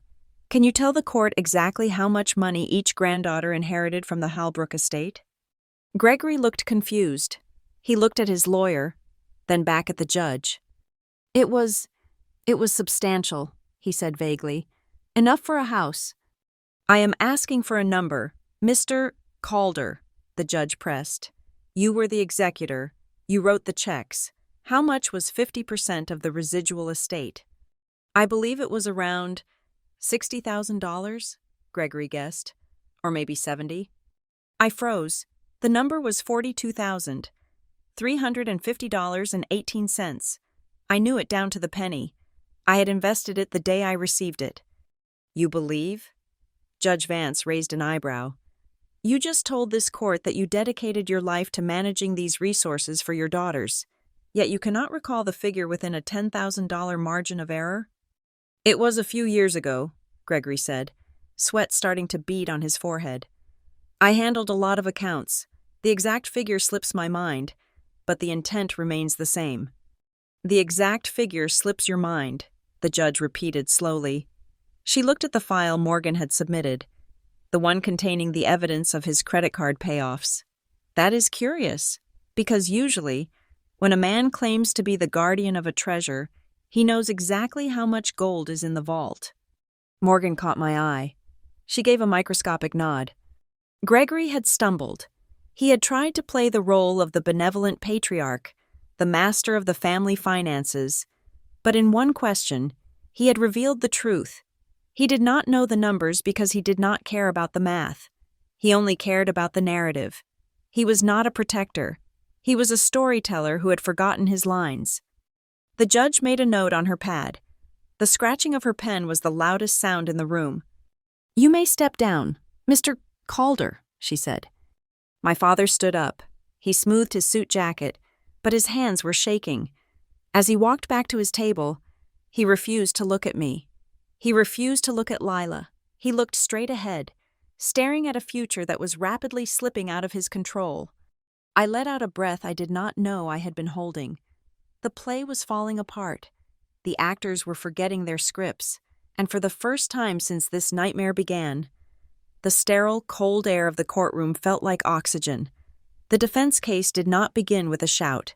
It began with the quiet, shuffling steps of a 68-year-old retired librarian walking to the witness stand. Morgan Ashford stood up. She did not pace. She did not use grand gestures. She simply buttoned her blazer and looked at the woman sitting in the witness box. "Please state your name for the record," Morgan said. "Gloria Marks," my aunt said. Her voice was soft, but it did not waver. She refused to look at her sister, my mother Elaine, who was staring at her with a look of utter betrayal. "Ms. Marks," Morgan began, "were you present at the reading of the last will and testament of Arthur and Marianne Halbrook?" "I was," Aunt Gloria said. "I sat right next to Elaine." "And during that meeting," Morgan continued, "did the executor, the attorney, or anyone present mention a designated house fund for your niece, Lila Calder?" "No," Gloria said firmly. "Never." "Was there any mention of a verbal agreement?" "No." "Ms. Marks?" Morgan asked, leaning against the defense table. "Why are you testifying today? You are testifying against your own sister." Gloria finally turned her head. She looked at Elaine, then at Gregory, and finally at me. Her eyes were sad, but her jaw was set. "Because my father, Arthur, was a man of his word," Gloria said, her voice gaining strength. "He believed in fairness. He hated secrets. Seeing Gregory try to put words in a dead man's mouth, I could not sit still for that. Arthur loved both his granddaughters. He would never have asked Renee to bankroll Lila's life. Never." When Aunt Gloria stepped down, the silence in the room was heavy. It was the sound of a family front cracking. Next came Uncle Stephen. If Gloria was the sorrow, Stephen was the anger. He sat in the witness chair like he was ready to fight. "Mr. Marks," Morgan said, "did you ever witness Gregory Calder discuss the inheritance with your father before his passing?" "I sure did," Stephen said. He pointed a finger at the plaintiff's table. "It was at a 4th of July barbecue. About 10 years ago, Gregory had a beer in his hand. He was cornering Dad by the grill. He kept saying, 'Renee is too independent. She does not need the help. You need to secure Lila.' He was pushing hard." "And what was your father's response?" "Dad slammed his spatula down," Stephen recounted, the memory clearly vivid. He looked Gregory in the eye and said, "Favoritism is a poison in families. Greg, I will not pour it." He told him to drop it, or he would leave everything to charity. I looked at my father. His face was a mask of red blotches. He remembered. He knew Stephen was telling the truth. "Thank you, Mr. Marks," Morgan said. She walked back to our table and picked up a remote control. "Your Honor," Morgan said, addressing Judge Vance. "Testimonies are powerful, but memories can be challenged. Written words, however, are harder to dispute. I would like to enter Defense Exhibit C into the record." The large monitor on the wall flickered to life. It was the email, the smoking gun thread I had dug up from the digital grave. Morgan highlighted the text in yellow. From Arthur Halbrook to Gregory Calder. Subject: Estate planning. Gregory, I appreciate your concern, but your mother and I have discussed this at length. We want both girls treated fairly, not according to who shouts the loudest. The phrase hung there, magnified in high-definition pixels, not according to who shouts the loudest. It was as if my grandfather had walked into the room and taken the gavel himself. Mr. Calder testified earlier that his father repeatedly told him to prioritize Lila. Morgan said, turning to the courtroom, "This email, sent 2 years before Arthur's death, suggests the exact opposite. It suggests that the family understanding was actually a family rejection of Mr. Calder's proposal." Lila stared at the screen. She looked small. The narrative that she was the chosen one, the beloved favorite, was dissolving under the harsh light of her grandfather's actual words. "I call the defendant, Renee Calder, to the stand," Morgan said. I stood up. My legs felt solid. I walked to the stand, placed my hand on the Bible, and swore to tell the truth. I sat down and looked at the judge. I was done being the victim. I was the systems analyst, and it was time to show my work. "Ms. Calder," Morgan said, "let us talk about the house on Sycamore Ridge. How did you pay for it?" "I paid for it with savings," I said clearly. "My own earnings." "Did you use any funds from the Halbrook inheritance for the down payment?" "No," I said. "I invested the inheritance in a separate index fund the day I received it. It has not been touched. The down payment came from my primary savings account." "And where did that money come from?" "It came from VectorGate Solutions," I said. "My employer." Morgan projected a new image onto the screen. It was a chart, a beautiful linear graph that went up and to the right. It showed 6 years of deposits. "Tell the court what we are looking at," Morgan said. "That is my exit strategy account," I explained, pointing to the screen. "Every spike you see there corresponds to a quarterly bonus or an overtime payout. That spike in November 2019, that was the server migration project. I worked 80-hour weeks for a month. That deposit alone was $4,000.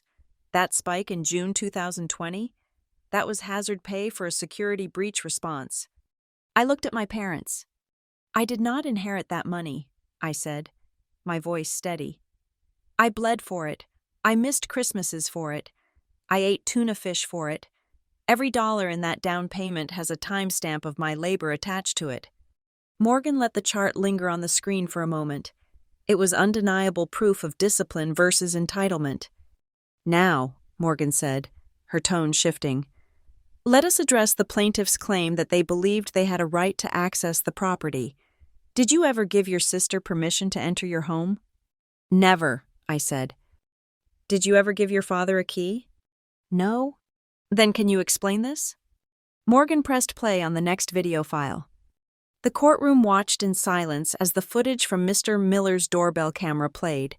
We saw Lila, dressed in her trench coat, pacing on my porch. We saw her jiggling the handle. We saw her peering into the windows, cupping her hands against the glass. We heard her voice, captured by Jasmine's phone, claiming she had a right to be there. "She is trying keys," Morgan noted. "Where did she get those keys?" "She told me my father gave them to her," I said. "He gave her a copy of the key to my old apartment, assuming I would use the same lock." Lila shrank into her seat. The judge was not looking at the screen anymore.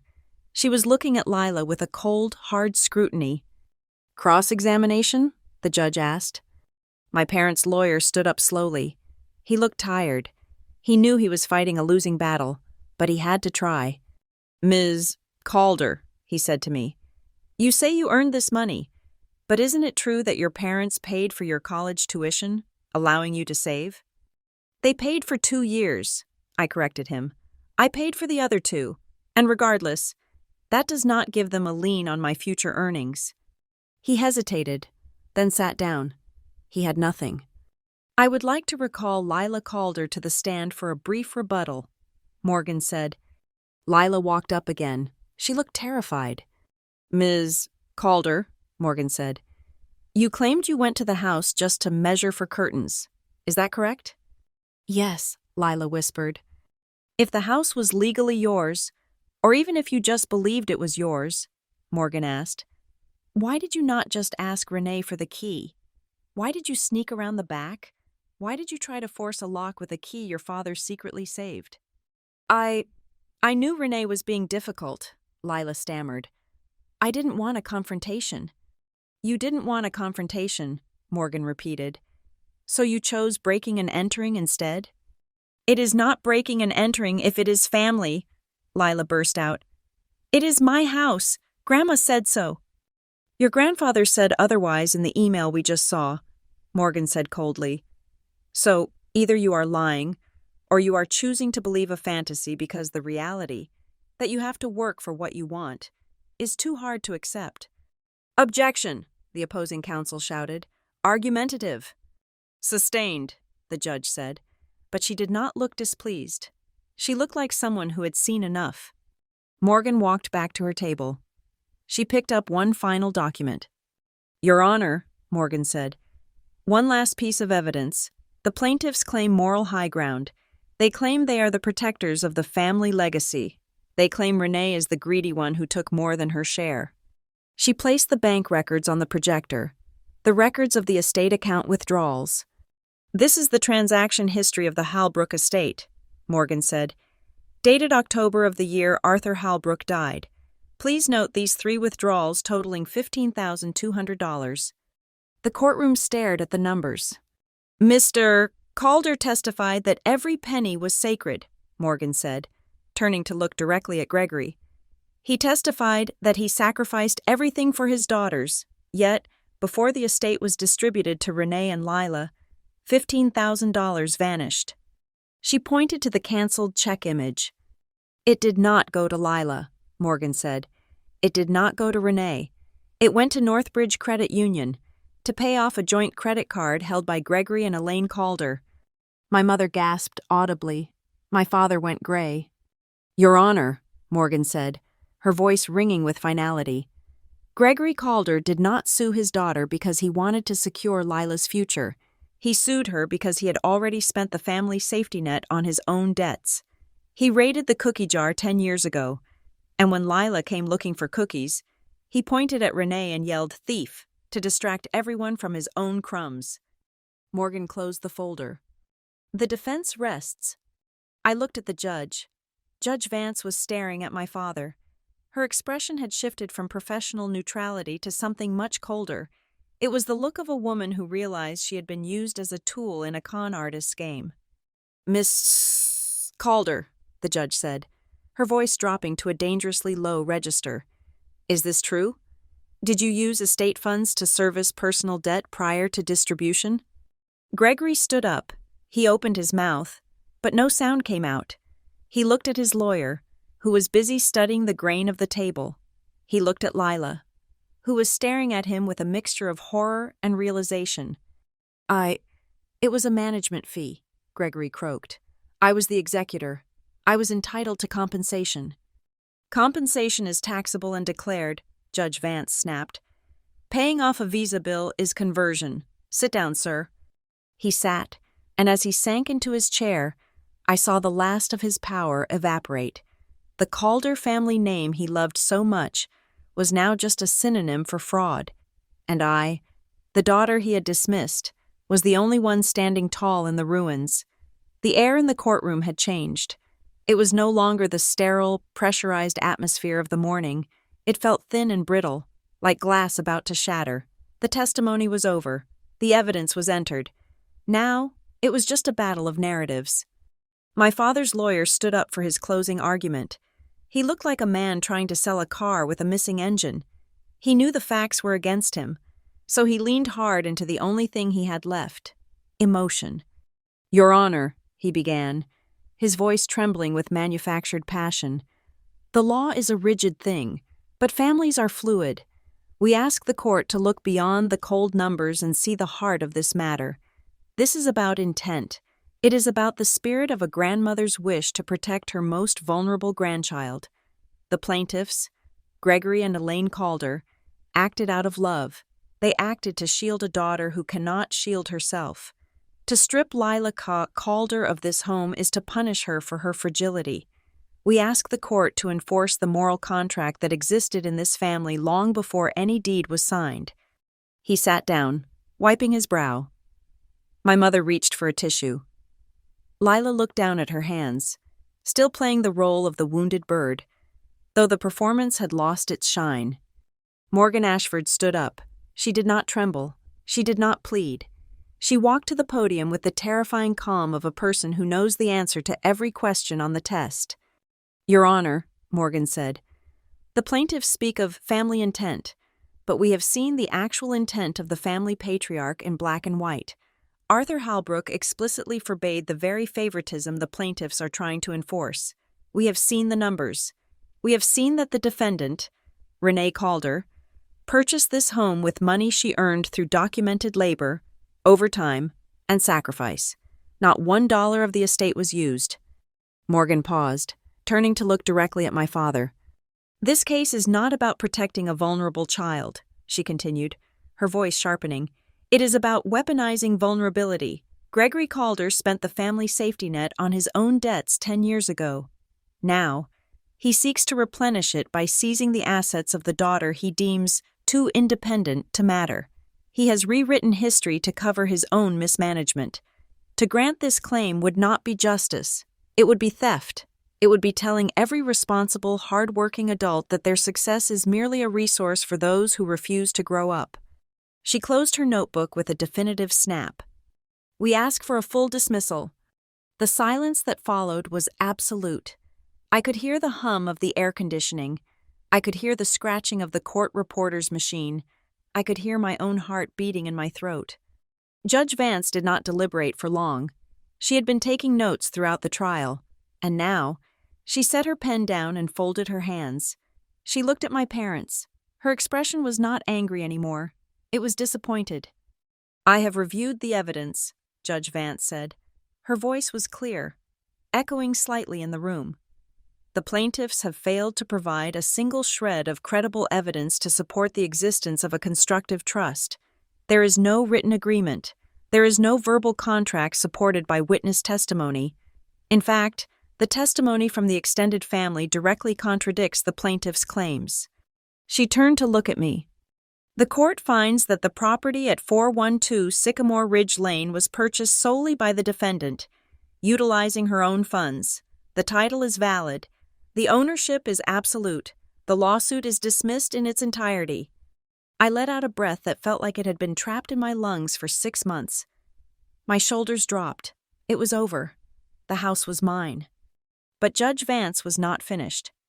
"Furthermore," she said, her eyes narrowing as she looked at the plaintiff's table, "I am deeply disturbed by the conduct revealed in this trial.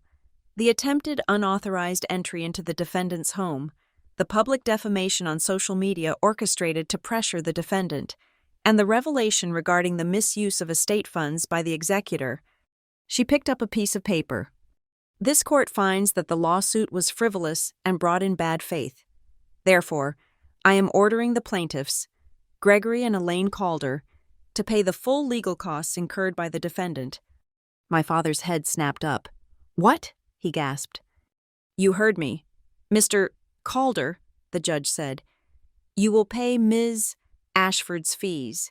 And let me be very clear, if there is any further harassment of the defendant, be it physical, digital, or through third parties, I will grant a permanent protective order without hesitation.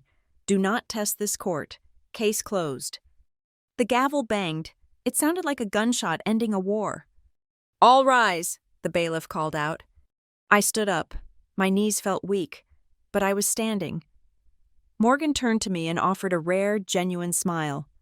We did it, she whispered, and they are paying for it.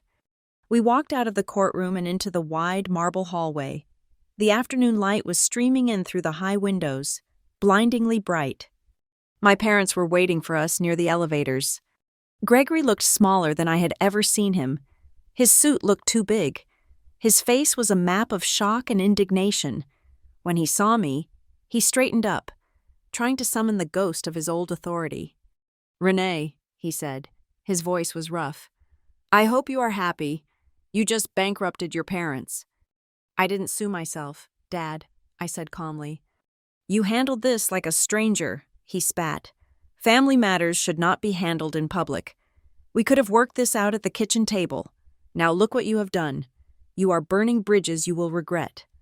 I looked at him, really looked at him, and realized that the fear was gone. The giant who had dominated my childhood was just a man who was bad with money and worse with relationships. I didn't burn the bridge, Dad, I said. You burned it the day you hired a lawyer instead of having a conversation. You burned it when you called my boss. You burned it when you stole from the estate. Renee, please. My mother stepped forward. She was crying, reaching out to grab my arm. Do not be like this. We are still your family. Do not abandon us. Lila needs you. We need you. I stepped back, gently moving out of her reach. I am not abandoning you, Mom, I said. I am just resigning from my job. I am done being the silent solution. I am done fixing the problems Dad creates. If Lila needs help, she has 2 parents. Figure it out. I turned to walk away, but a small voice stopped me. He never said it. I turned around. Lila was standing behind our parents. Her face was pale, stripped of the makeup and the pretense. She looked like a child who had just found out Santa Claus was a fraud. What? Gregory snapped at her. Lila, be quiet. Grandma, Lila said, looking at me. Grandma never promised me the house. I realized it while you were testifying. I never actually heard her say it, not once. She turned to look at our father.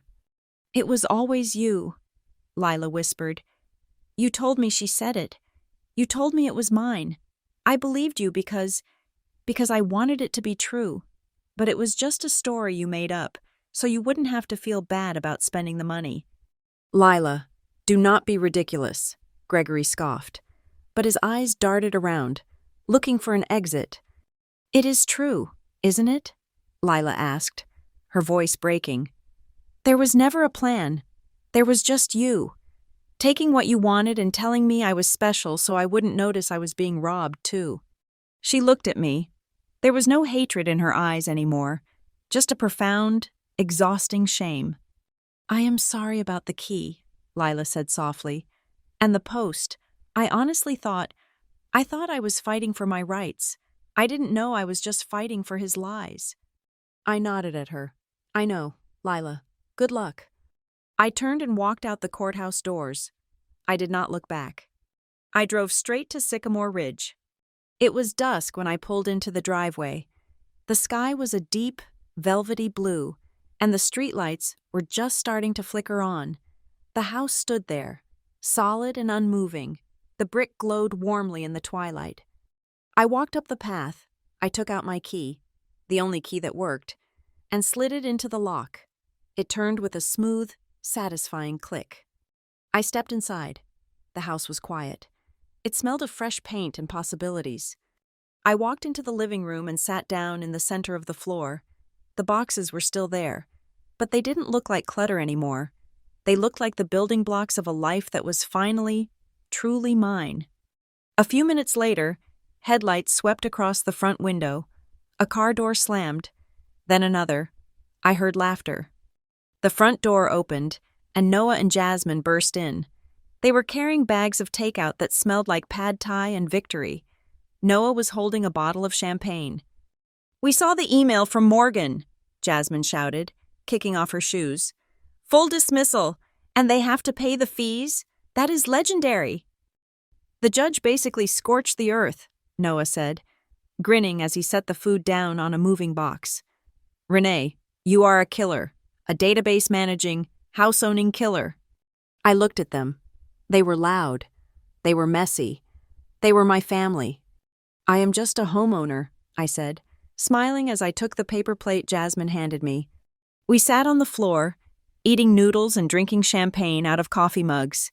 We laughed until our sides hurt.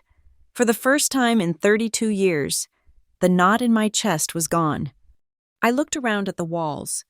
These walls had held so much fear over the last few months. They had been the source of a war. But now, they were just walls. They were mine to paint, mine to fill, mine to defend. My parents had tried to rewrite my reality. They had tried to tell me that my hard work was theft and my independence was selfishness. But the gavel had fallen, and the truth had won. My revenge was not destroying them. My revenge was refusing to live in their fiction ever again. I had kept the house. I had kept my boundaries. And most importantly, I had kept my future firmly in my own hands. Thank you so much for listening to my story. It was a long journey, but I'm glad I could share the truth with you all. I would love to hear your thoughts on the verdict, so please comment below and let me know where you are listening from today. If you enjoyed this story, please make sure to subscribe to the Lila Revenge Stories channel, like this video, and hit that hype button so we can share this victory with even more people.